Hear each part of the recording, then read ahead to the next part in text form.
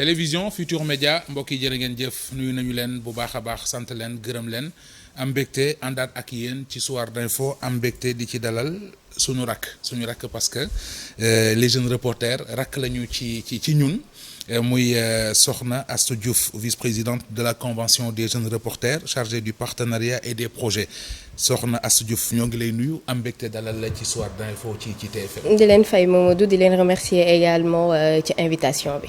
tey ñuy waxtaanee sunu bopp. muy ñun journalistes yi mais nag jaaree ko ci xew-xew boo xam ne yéen a ko su ma nee yéen mooy la convention des jeunes reporters yéen a ko fas yéene amal. suba ci samedi ji ca Grand Théâtre National. muy 13e gala national de la presse. ñu koy def at mu nekk. donc laaj bu njëkk bi mi ngi jëm ci xëy na looy organiser chaque année.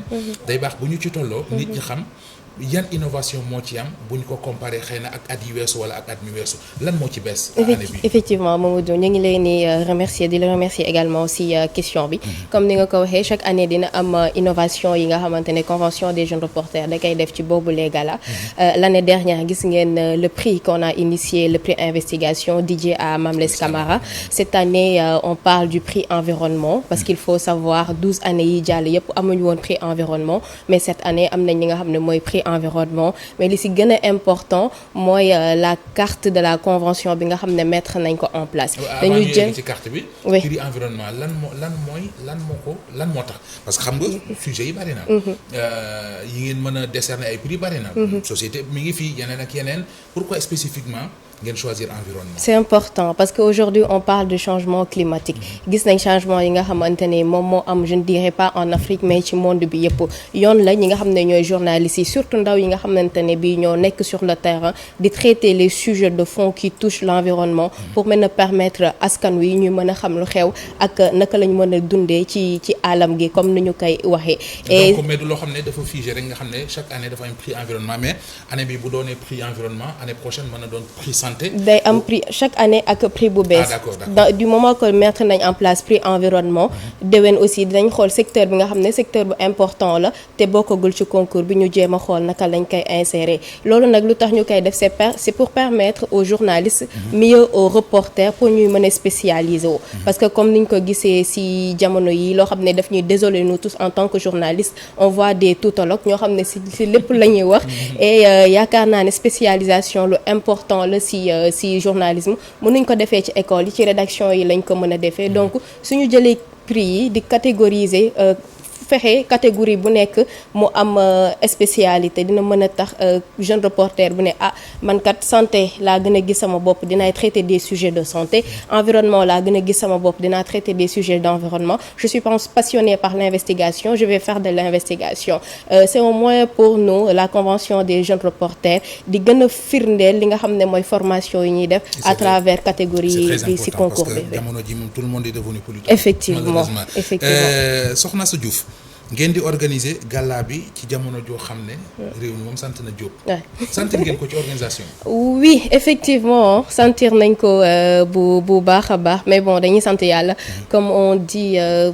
on est la presse dañuy jàppalante ci suñu biir parce que au-delà de li nga xamante ne bi mooy le concours pour primer les meilleurs reporters gala bi moment de symbiose la pour ñu ànd ñun en tant que journaliste comme yu doyens yi comme yu jeunes yi ñu booloo fàtte un tout petit peu le stress de la rédaction et c'est mooy ndaje bu gën a mag ci presse bi yaakaar naa ne donc lu mu métti dinañ jéem chaque année ñu amal ko non pas juste pour prix bi mën a primer les meilleurs reporters mais également boolewaat journalistes yi parce que comme on dit mbooloo mooy doole. ñu am luñ ciy dégg loo xam ne bëggoon naa nga leeralal ñu ko muy ci postulants yi am na ci ñoo xam ne duñu ay jeunes reporters.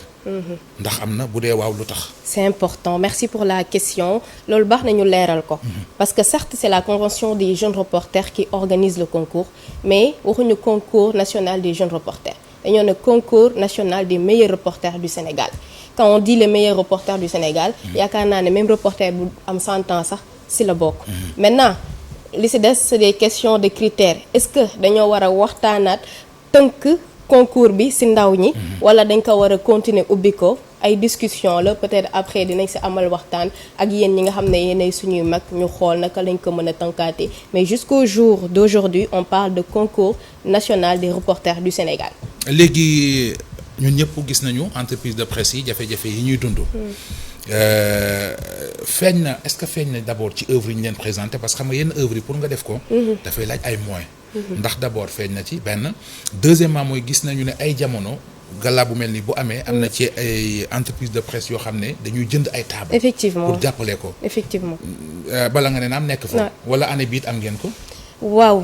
d'abord ci question bu njëkk mooy œuvre yi ngeen présenté ndax crise bi kiiwu ko ba li ci waroon. crise bi moom chaque année dina ko laal parce que soo xoolee à chaque gala certes dépôt yi dina bëri. mais ñun suñu sañoon day gën a bëri. parce que xam nañ ne reporters yi am nañ potentiel bu ëpp lool. mais manque de moyens ak précarité bu am ci presse bi. daf ciy feeñ. day wane ne qu'on est plus sur les plateaux.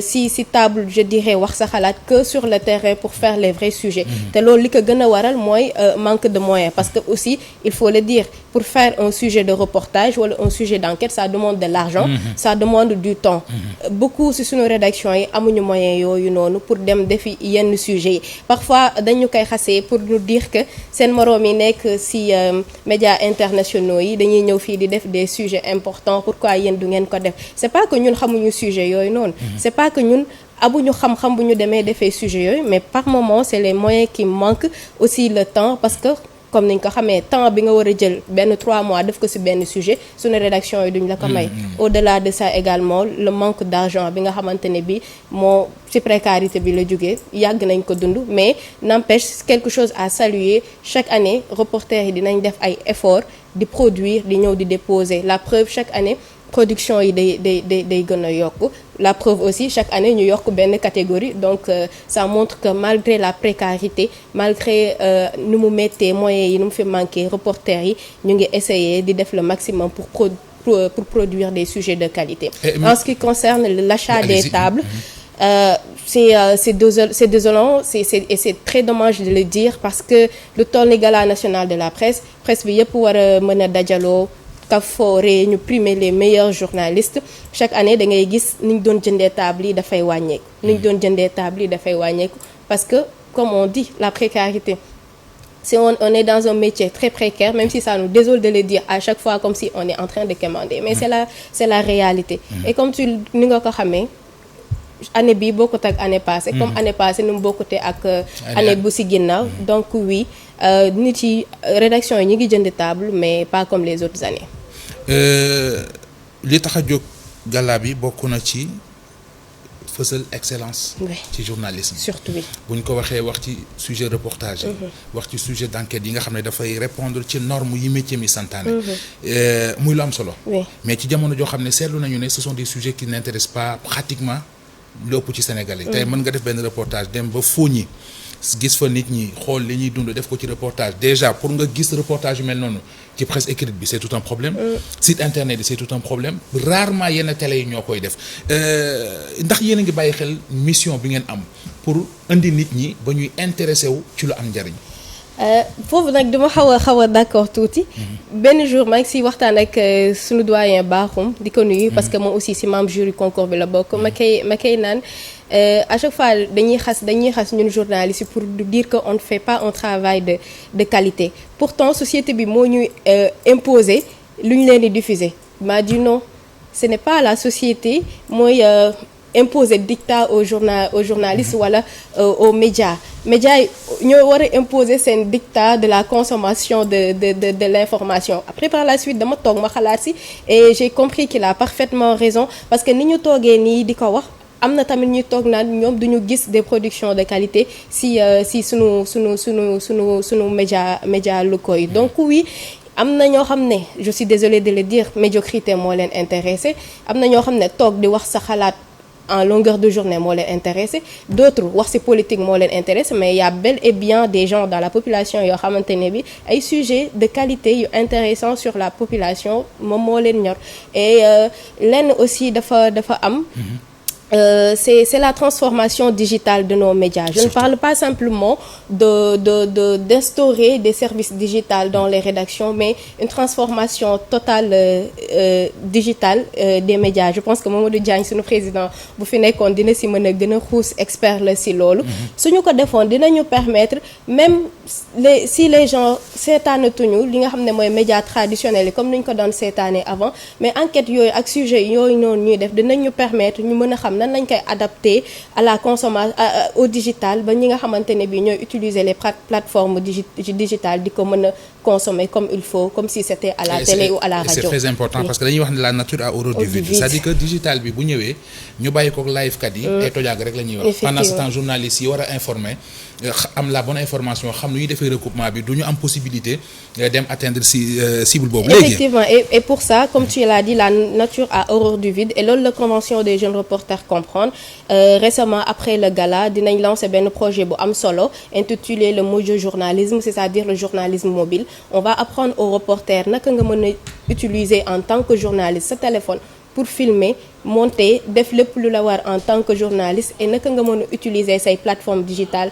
pour informer de sorte que les jeunes journalistes dinañ mën a envahir les réseaux sociaux transmettre l'information comme il faut. merci ci leeral li dinaa ci ñëw ci kanam tuuti parce que bëgg naa xamit yéen la convention des jeunes reporters muy journalistes yi lu war a doon seen taxawaay ci assainir milieu parce que soxla nañ ko mais balay boobu ci yan critères ngeen di tànnee candidat parce que ma fàttali ne su ma jumul GFM am nañu ci ay postulants par exemple Jean-Paul Alain Ndour mi ngi ci Pape Mbaye Diaw mi ngi ci Oumou Kalsoum Ly mi ngi ci macha allah Oumou Kalsoum Ly nominé dans 2 catégories voilà, c'est extraordinaire nu ngeen leen di tànnee effectivement en fait comme on l'a dit bon bañ ciy toll it ñoo ngi ca woon waaw ñoo ngi ci woon maa ngi fàtte Astou Ben Thioub par exemple voilà mu ngi noonu Astou Ben Thioub et tant d'autres des exemples pour nous jeunes demoon naa benn yoon mais jotuma woon continuer parce que dama feebaroon c'est ça mais l'essentiel c'est de participer kan moo jiite woon convention bi donc voilà c'est ça voilà muy lu am solo aussi ce qui prouve que yéen a ñu wan yoon bi et c'est toujours à saluer dañ koy wax souvent ñun mënuñu dem sans nos doyens parce que vous êtes nos références dans ce milieu là. L'expérience est très capitale aussi ci métier journalisme. Exactement et que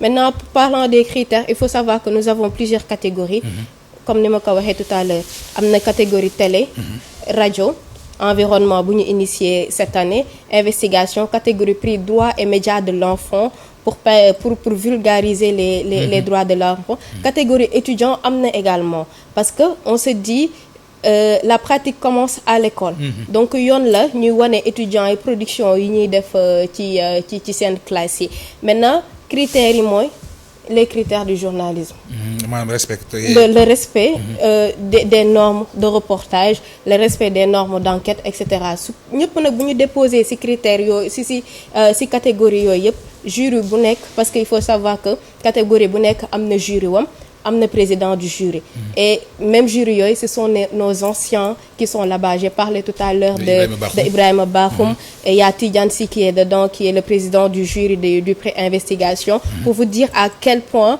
le concours de la convention des jeunes reporters est sérieux et c'est ce qui fait respect bu mu am tey jii nii léegi nag ku nekk boo déposer sa production jury yi ñooy jël seen temps ñu trancher maintenant chaque catégorie dina am 3 nominés 3 nominés yooyu dina am premier prix deuxième prix ak troisième prix gis ngeen daaw prix investigation le fait que ñu jël terrain jox ko ki ko gagné c'était un moyen pour nous de dire que oui le métier est précaire mais il ne doit pas être précaire le journalisme c'est un métier comme tous les autres métiers et ce métier-là doit nourrir son nom. Il faut pas confondre journalisme et misérabilisme waaw ça moom lu ngeen mën ci xeex ko nañ ko xeex. C'est ça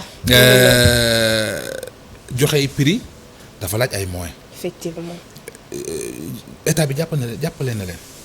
bon comme chaque année dinañ fëgg buntu yëpp. yu ñu war a fëgg comme muy état ministère suñu tutelle ñun tamit ñu ngi leen di nuyu bu baax a baax parce que chaque année ñu dugal ci seen loxo. mais au-delà aussi les organisations parce que comme on dit ñun organisation de la presse lañ.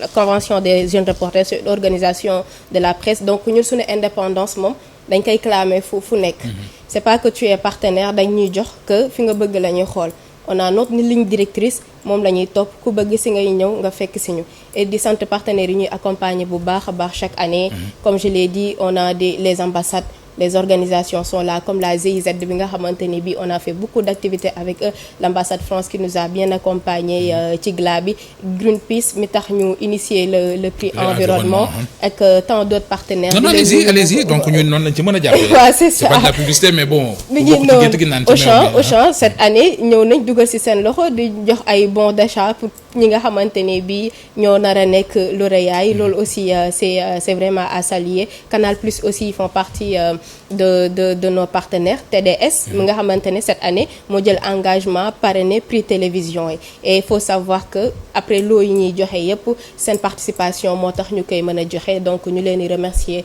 tous les partenaires de la convention des jeunes reporters. Très bien, laaj bi ma junj sànq mooy luy war a doon taxawa parce que sànq wax nga ma projet boo xam ne dafa jëm ci former journalistes yi ci noo ko tuddee le projet. le mojo journalisme. Très bien, muy seet nu ñu mën a gaawale liggéey bi jaarale ko ci téléphone yu ni mel, mais au-delà de ça dafa am leneen lu leen di xaar ñu leen ciy xaar. muy assainir milieu bi parce que aussi tamit milieu bi jaxasoo na lool Astou. Effectivement, et je pense que loolu bokk nañ ci ñi ko njëkk a xeex mooy l'assainissement de la presse. ca ña nga ko commencé parce que donc mais j'ai l'impression que carte nationale de presse yi réglé wul problème bi. Non, malheureusement c'est désolant encore de le dire parce que c'est pas facile en tant que journaliste ngay nekk di wax les problèmes parce que y en a énormément mais la carte pour le moment réglé le problème bi, et je pense que lu jëm ci wàllu assainissement milieu bi convention mi ngi ci xar tànk tubayam. Et ñu ko commencé ci bureau bi ñu génn avec le président Migui Maram Ndiaye. mëne woon nañ fi benn enquête bi nga xamante ne bi ñoom Mor Amar ñoom Amadou Sabar Ba ñëpp dugal nañ ci seen loxo. Enquête boobu pour wane comment le milieu est précaire. nag comment ñun journalistes yi ci conditions difficiles la yan lañ nekk ci conditions difficiles yi nga xam ne ci lañ nekk di exercer sunu métier. Enquête boobu noonu jël nañ ko teg nañ ko ci loxo président Bassirou Diomaye Diakhar Faye. gëm naa ni sur ce plan là def nañ ci sunu wàll mais tawut ba tey taxul ñu banque sunu loxo. parce que ba tey ñu ngi continuer di porter ay plaidoyer parce que Mamadou Diagne mi ngi koy wax keroog plaidoyer bi bokk ci ñuy porter bokk na ci le changement ou bien le fait de revoir le code de la presse. parce que gis nañ ay articles yu liberticide yi nga xamante ne bii mu ngi ci yoo xam ne daf ñuy contraindre suñu liggéey ñun en tant que journaliste. Daouda Mine bi nga koy wax suñu doyen moom aussi. On ne parle pas de dépénalisation des délits de presse mais dépersonnalisation pas dépersonnalisation déprisonner. Ok, déprisonnement. Le fait voilà déprisonnement des délits de presse que ça mën na jaar ci ay amende ak yooyu mais tëj journaliste ci lu ñeel ci wàllu liggéeyam ak niñ ko tënkee ci code de la presse bi nekk na ci loo xamante ne war nañ ko mën a xoolaat. Lu jëm ci wàllu FADP bi aussi ñu ngi ciy bay suñu tànk tubéy. foofu laa bëggoon a ñëw parce que muy fonds d'appui à la presse. Convention bi da ci doon jot mais ñu dégg ne année bi jotuñu ci. dëgg la. Effectivement lu tax convention da ci doon jot na ci benn année. ñuy daaw géej. ngir participer ci li nga xamante ne bi mooy formation bi. mais cette année CESTI moo jot partie formation bi mais teewul ba tey inclure nañ ñu ci ni ñu ci inclure ci formation boobu ñuy def formation certifiée boobu ñuy def inclure nañ ci convention des jeunes reporters. ñu am ci benn quota ba ñi nga xamante ne ñi nga xam ne suñu biir lañ bokk. dinañ mën a dem participer ci formation bi mën a am seen certification mais ba tey je me dis ci texte yi war nañ ci mën a inclure lu nga xamante ne bi les organisations faîtières comme la convention des jeunes reporters dinañ ci am seen wàll. am ci seen parce que ñoom it am nañ seen activité am nañ seen activité seen i projet effectivement parce que suñu credo yamul simplement ci formation initiale. ci formation continue ci la bokk donc suñu amee pàcc ci FADP bi dinañu mën a permettre ñu doxal suñuy activité suñu amee pàcc ci FADP bi dinañu mën a permettre concours bi même suñu amul partenaire bu ñu dimbali dinañ mën a jël ci partie boobu ñu am ci FADP bi doxal concours bi donc loolu aussi bokk na ci li nga xamante ne bi war nañ ko mën a xoolaat bu baax a baax. Soxna Astou Diouf maa ngi lay gërëm. ñu ngi lay jaajëfal bu baax bi. Sidi Diop yéen nag journaliste yi déggu leen nga surtout yéen génération bu bees bii. Sidi Diop mooy tëgg baal nga baal ma rek Mamadou dafa am partie bu important ci sunu projet yi maa ngi koy wax sànq muy carte de la convention.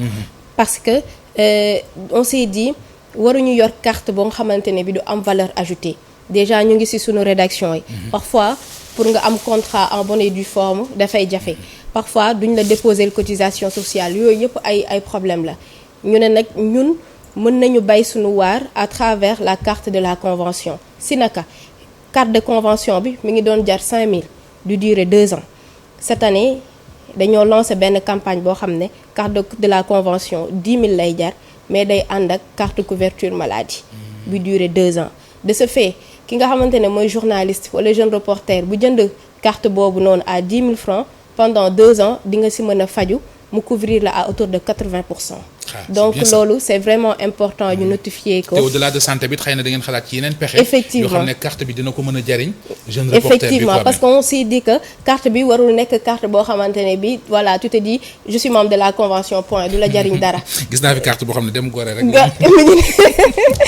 ngi noonu yaa ngi sànni xeer di la jaajëfal bu baax. voilà merci beaucoup. merci beaucoup laaj bu mujj ci 2 secondes. âge limite pour intégrer convention des jeunes reporters. waaw. parce que mënoo am 45 ans quand même. effectivement ça on a pris ça en compte dans nos textes. ñun ñu nekk ci bureau bi yëpp ñun ñu nekk ci comité directeur bi yëpp suñu âge warul dépasser 35 ans. macha allah jërëjëf gërëm naa la bu baax ci leeral yi. merci soxna Astou Diouf la ñu àndaloon ci Soir d'info mooy vice-présidente bu convention des jeunes reporters du Sénégal mooy chargé du partenariat et des projets ci convention bi sant ko bu baax gërëm ko sant leen yéen it bu baax gërëm leen ci ànd bi ak télévision Futurs Médias ci kanam tuuti ñu ànd ci xibaaru timis yi jërë ngeen jëf.